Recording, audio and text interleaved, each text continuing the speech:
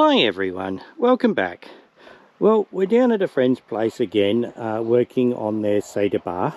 This is a Leon's bar with Morris points on it. So we stripped all the points down a couple of weeks ago, ready to rebuild. And so today I'm just out putting them back together.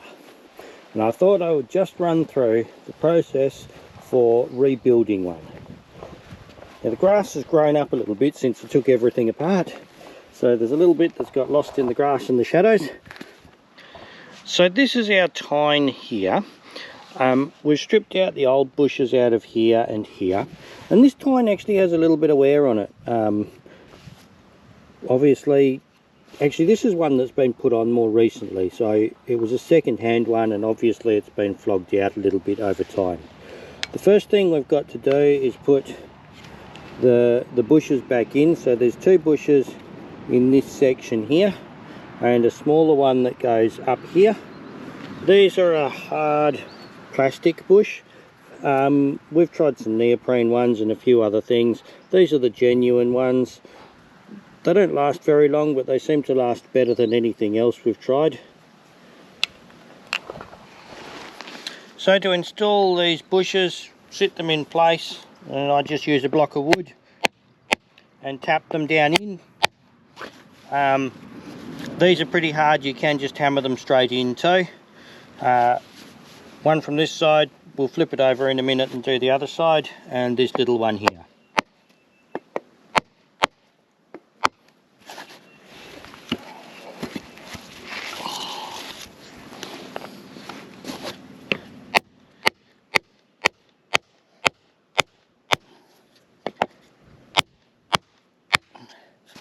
So that bit is the easy part of getting it all back together. While we've got our tines off, we're just going to check everything down this end too.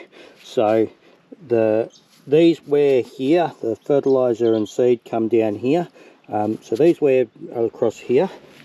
There's a piece of tungsten on the closer here that we just need to check and make sure is all right. These point holders wear. These were changed not that long ago, so they're all right. But this point is pretty worn out and it's almost knife sharp on the back here. So we'll just quickly change that while we've got the tine off.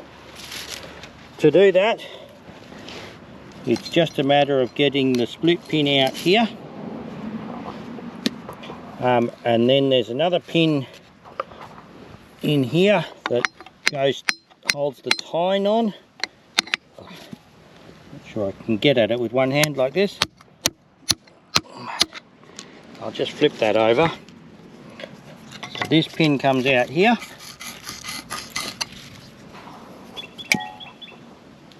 Pretty basic pin like that. These wear too, but this one will do another season. And then we've got to just get the point off. Usually they just wriggle off. Sometimes you've got to hit them.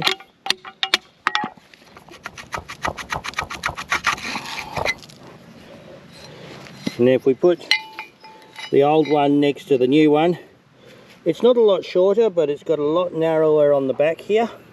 And you can see how thick the original one was compared to how thin the new one is. Now, the front face is still fine and it's still long enough, but that'll just break off the first rock that we hit next season. So usually you've got to clean out in here a little bit just to get dirt out so that the new point can slide in.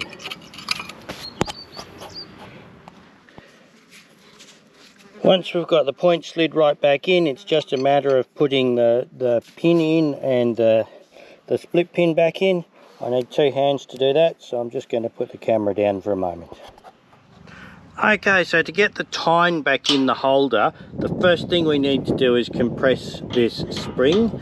So we'll put our bolt back in with the spacer on it, and that'll compress the spring enough for us to slip the tine in underneath.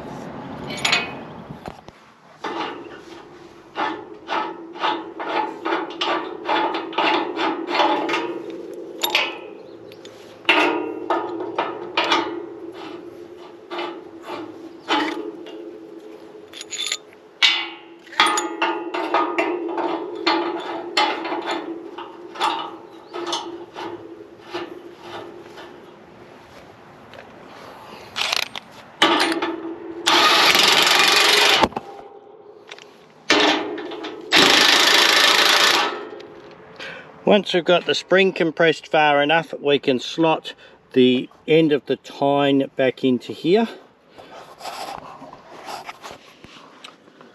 It can be a little bit tricky getting it in, but usually they're not too bad. So the spring bracket has twisted a little bit when we've done it up, so we'll turn that round a little bit later once we've got this in. Yep, there'll be enough room to get it in. Now you want to give the two pins you're putting back in a bit of a clean up, just so there's not too much roughness on them that will wear the bushes, and just make sure they're not too badly worn.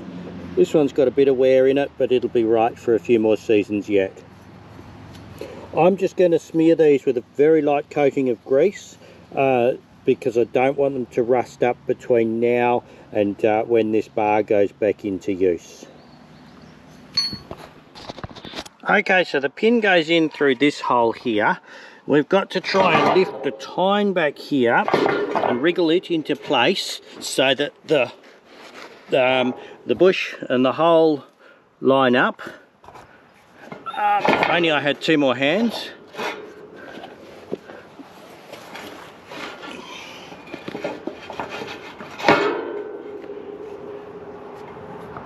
I think that looks pretty good. Then we slide that in and we left the hammer just out of reach. So once we've got this pin lined up, we just hammer it the rest of the way through. And we want to make sure that this bolt hole lines up with this bolt hole in the housing, because that's what holds the pin in. Okay, we're in the shadow a little bit here, I'm sorry, but there is a little tiny nut and bolt which go in through this pin to hold it in place. And it's a nuisance to get in, because you've got to feed the nut in from up here right down to here on the end of your spanner, and hold it in place while you try and start the thread on the bolt. And I need all my hands for that, so I'm just going to put the camera down again for a minute.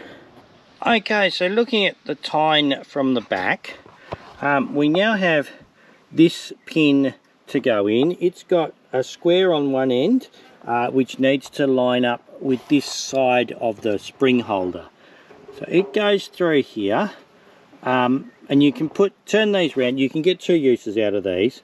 So you can see this one has a small amount of wear here and here, but the underside's pretty good. This is from the spring holder bracket, so we're just going to leave it round that way again. So we just slide that pin in there, and then as we undo the bolt on top here, we've got to guide the spring down over the pin here. That gets a little bit tricky. So as I undo this bolt here with the rattle gun, I'm just going to use a screwdriver to try and manipulate the spring around a little bit in there. And on this particular one, the spring needs to change angles and come back towards me at the bottom a little bit.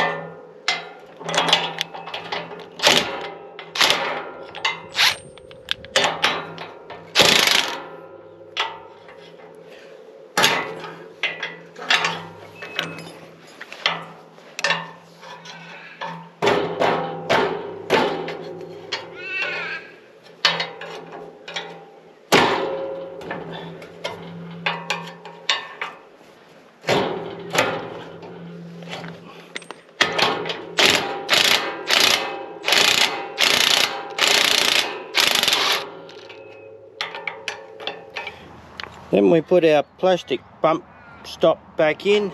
That's just a matter of sitting it on there and turning it 90 degrees, and then feeding the proper bolt in. I'm just going to put a bit of grease on that thread as well, because that's looking pretty dry.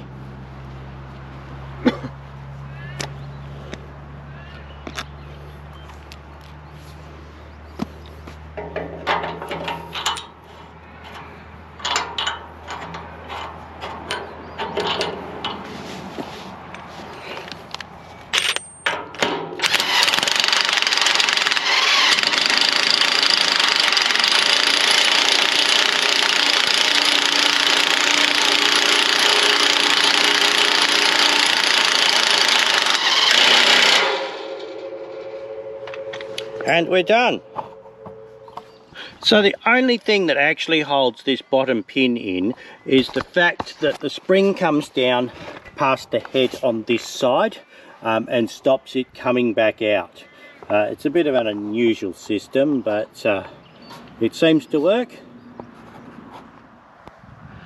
Anyway, thanks for watching. I hope some of you have found this little video useful, and I hope to see you again next time. Bye!